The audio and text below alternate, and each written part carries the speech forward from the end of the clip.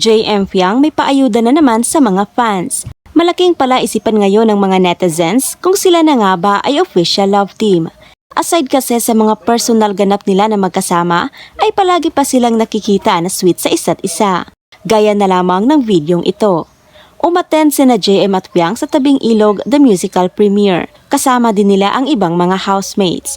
Kapit na kapit si Fiang kay JM at yung sweetness nila ay hindi na bago sa mga fans. Sa madaling salita, kung gaano sila ka-close at ka-sweet sa loob ng bahay ni Kuya, ay ganoon din sila sa labas.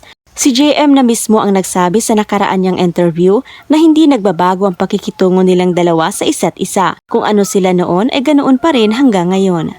Samantala, isang malaking katanungan din kung ano ang ibig sabihin ng kanilang IG stories. Makikita kasi na nasa music studio sila at hindi malabong nagre-record ng kanta.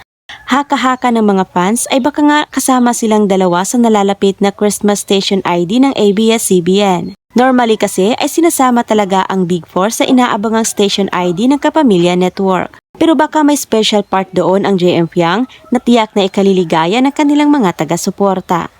Umaapaw ngayon ang mga proyekto at endorsement ni Fiang. Sobrang hectic na ng kanyang schedule. Isa na rito ay ang pagiging host niya sa ASAP ng isang buwan.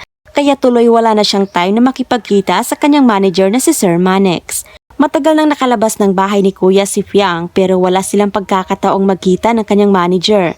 Say tuloy ng iba ay parang walang utang na loob si Fiang sa taong nagpakahirap na itaguyod ang kanyang pagkapanalo. Ngunit narito ang paliwanag ni Sir Manex. Bigay may nagtanong, bakit since lumabas si Fiang wala kayong banding together kahit na kayong dahilan, naging big winner siya sa support room? Maya, nakalimutan niya kayo. Sa tingin ko hindi naman. Hindi naman, busy lang talaga. Siguro busy. Siguro busy lang siya. Hindi, actually dami nakakapansin, ba't di ko daw siya pinupost? Sabi back to work na din ako. Kailangan ko na din magtrabaho. Wala nang time yun ang gagawin. Pag nagka-time na lang siya. Sobrang busy po namin here sa office.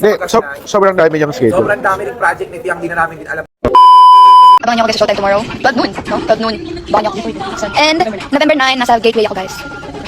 For Christmas tree, lighting, 4 p.m. And then, ano sa Laguna sa Sunday? Sa San Pedro Laguna nandun. San Pedro ka lang ba? San Pedro Laguna nandun din ako. I'm with JM.